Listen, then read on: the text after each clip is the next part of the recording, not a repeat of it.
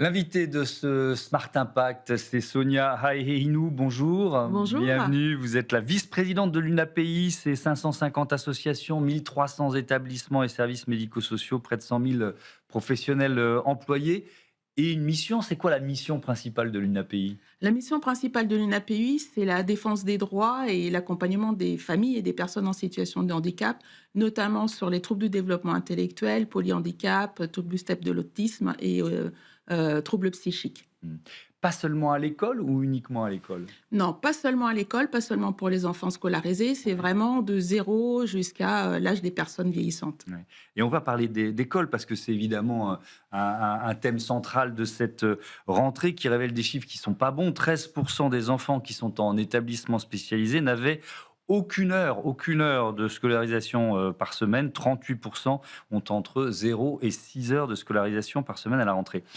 Alors moi, je vois ces chiffres, je ne suis pas un spécialiste comme vous. Est-ce que la situation, c'est la même depuis plusieurs années? Est-ce qu'elle s'aggrave? Qu'est-ce qu'on peut en dire? Alors c'est une situation qui perdure parce qu'on ça fait 7 ans maintenant qu'on a la campagne J'ai pas école Mmh. et chaque année on essaye d'avoir des chiffres parce qu'il n'y a pas d'observatoire à ce jour Mmh. pour, déterminer la bonne scolarisation des enfants. Du coup, on fait des échantillonnages au niveau de nos établissements qui accompagnent les enfants et on leur demande, où en est la scolarisation Mmh. par rapport à ces enfants entre 3 et 16 ans. Et donc, vous faites ça depuis 7 ans, les chiffres sont stables, c'est ça? Les chiffres sont stables. Alors, il faut savoir que les chiffres sont stables, ça veut dire que dans les associations, au sein Mmh. des associations, on constate que plus de la moitié n'ont pas accès à une scolarisation, aux apprentissages de base, Ouais. à une scolarisation comme n'importe quel autre enfant. Alors, dans les scolarisations, on entend aussi les enfants qui sont scolarisés dans l'école ordinaire, hein, dans l'école de tous les autres enfants, mais il y a aussi des dispositifs de scolarisation au sein des établissements médico-sociaux. Mmh. Qu'est-ce que ça signifie pour les familles? Je pense qu'il faut qu'on soit très concret quand, son enfant qui souffre d'un handicap, a pas d'heure de scolarisation. Alors, un enfant ne souffre pas de handicap, Mmh. il présente Porte un un handicap. handicap, il est dans une situation de Ouais. handicap. Le fait d'être éloigné de la scolarisation les éloigne de l'apprentissage. On sait Ouais. bien que pour les enfants en âge de développement, les apprentissages de savoir de base peuvent leur permettre aussi de Mmh. développer leur autonomie, développer leur communication, les liens sociaux avec les autres, vraiment tous les pans de la société pour leur développement et grandir correctement comme tous les autres enfants. Mmh. Et pour les familles, ça veut dire quoi? Ça veut dire qu'il faut renoncer parfois à du travail, aménager ses horaires de travail? Qu'est-ce que Alors ça pour les signifie? familles, alors on l'a vu pendant le Covid, hein, Mmh. n'importe quelle famille, une fois que l'enfant ne va pas à l'école, il faut Mmh. s'occuper de l'enfant. Bah oui. Donc là, à partir du moment où l'enfant est scolarisé ou scolarisé très peu de temps ou pas du tout, Ouais. l'enfant se retrouve à domicile. Donc il faut que l'un des deux parents ou le parent, parce que parfois il y a des familles monoparentales, s'occupe de l'enfant. Donc il y a forcément un impact sur la vie professionnelle et un impact aussi sur la vie financière, les liens sociaux, la Ouais. communication avec les autres, mais tous les pans de la vie en fait, Ouais. oui. Est-ce que vous avez, parce que c'est difficile j'imagine, de répondre à la question, mais évaluer l'impact économique, parce que ça veut dire quoi? Ce qu'on est en train de dire, ça veut dire des gens qui ont des compétences, des talents, qui vont pas les exercer en entreprise ou en administration. C'est de la valeur économique perdue. C'est de la valeur économique perdue, c'est de la précarisation des familles, c'est, vraiment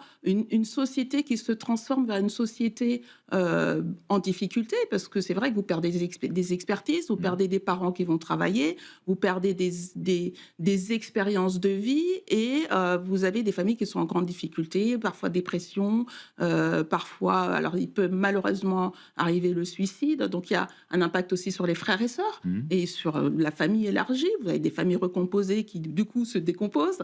Donc, ça a vraiment un impact aussi pour les sociétés parce que vous avez des problèmes de recrutement aujourd'hui et des problèmes budgétaires avec un contexte politique qu'on connaît. Mmh. Donc, ça a forcément un impact aussi sur la vie tout entière de la Mmh. société. Donc, je rappelle le chiffre, 13% des enfants en établissement spécialisé, aucune heure de scolarisation par semaine. Et pourtant, le droit à l'éducation, c'est un droit garanti par la Convention internationale des droits de l'enfant, par la Convention relative aux droits des personnes handicapées. En France, que dit la loi? En France, ce que dit la loi, c'est que chaque enfant, quel qu'il soit, est en droit d'avoir accès à l'éducation. C'est inscrit dans les textes, c'est inscrit dans la loi. Mmh. Et aujourd'hui, force est de constater qu'avoir des droits n'est pas suffisant, puisque on voit que les enfants n'ont pas accès à l'école, que les adultes n'ont pas accès au travail, que les personnes vieillissantes n'ont pas accès à un habitat digne de ce nom. Mmh. Donc la loi ne rend pas les droits effectifs aujourd'hui. Ouais. Quelles solutions vous proposez? Parce qu'on va essayer, et dans cette émission, on le fait quotidiennement, de aussi proposer des solutions. Il faut faire les constats, mais il faut trouver des solutions pour améliorer, sortir de cette spirale des mauvais chiffres. Alors c'est vrai que cette spirale de chiffres, elle représente un état de fait. Pour améliorer tout ça, ce que les associations demandent, c'est déjà un observatoire. L'observatoire va permettre de voir est-ce que chaque enfant, chaque personne bénéficie des accompagnements auxquels il a le droit, qui a été prescrit par la maison départementale du handicap. Donc vous avez déjà des enfants qui ne sont pas scolarisés au bon endroit, parce que vous avez des accès à des modalités de scolarisation, par exemple rentrer dans un institut médico-éducatif, vous avez des listes d'attente qui sont de plus de 4000 enfants. Donc ces enfants-là, qu'est-ce qu'on en fait? Soit ils sont à domicile, soit ils sont scolarisés dans un milieu dit ordinaire avec des accompagnements qui vont essayer malgré tout de les maintenir dans le milieu scolaire. Donc ces enfants-là apparaissent dans les chiffres mais ne sont pas au bon endroit. Ouais. Donc l'observatoire va permettre de mettre en adéquation le besoin réel en accompagnement et en modalité de scolarisation, les budgets et l'organisation structurelle, matérielle, en moyens humains, etc., autour de tous ces besoins-là sur la scolarisation, mais au-delà aussi sur la vie d'adulte, etc. Ouais. Donc ce serait un observatoire de l'école inclusive, ou un observatoire plus général? C'est un observatoire plus général, au niveau, vraiment un observatoire des situations de handicap, pour voir toute l'organisation et la coordination de l'écosystème. Faire le constat pour ensuite pouvoir prendre les bonnes décisions. Exactement. J'imagine que vous plaidez ça auprès des ministères depuis, oui, depuis des années. Depuis des années. Qu'est-ce qu'on vous répond?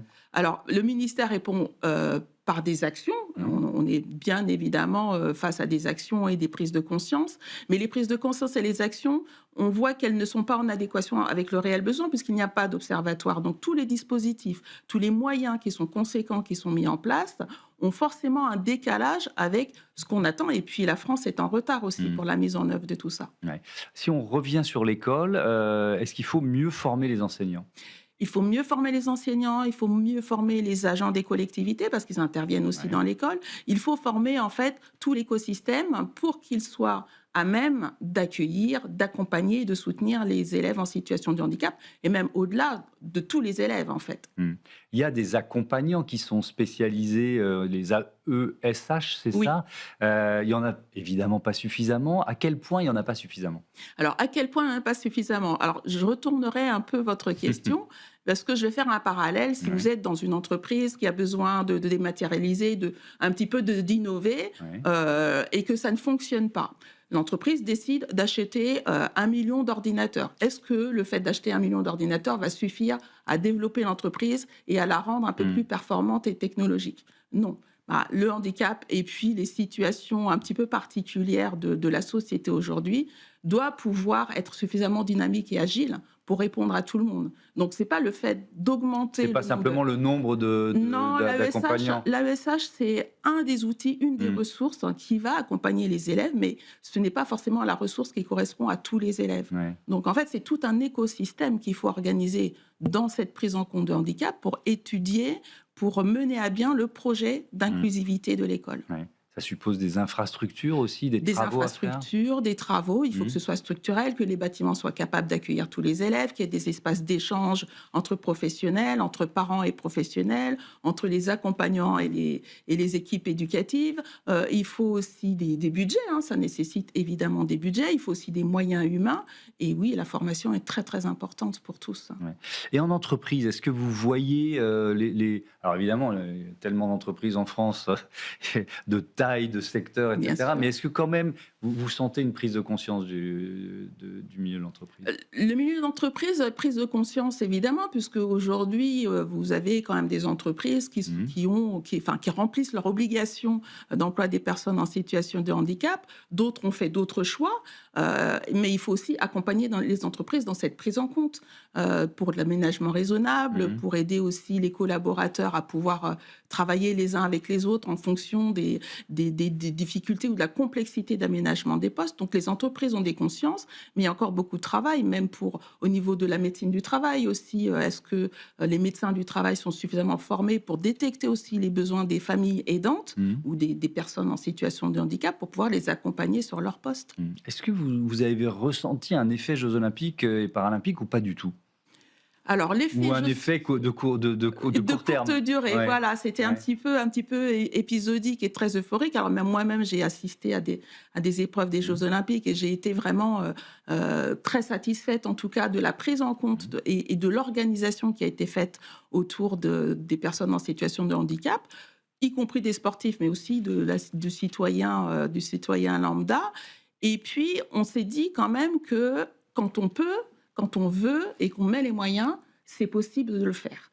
Et ça nécessite vraiment l'engagement de chacun, parce que les personnes aussi, tous les spectateurs aussi étaient impliqués dans cette démarche inclusive. Donc c'est possible avec les moyens.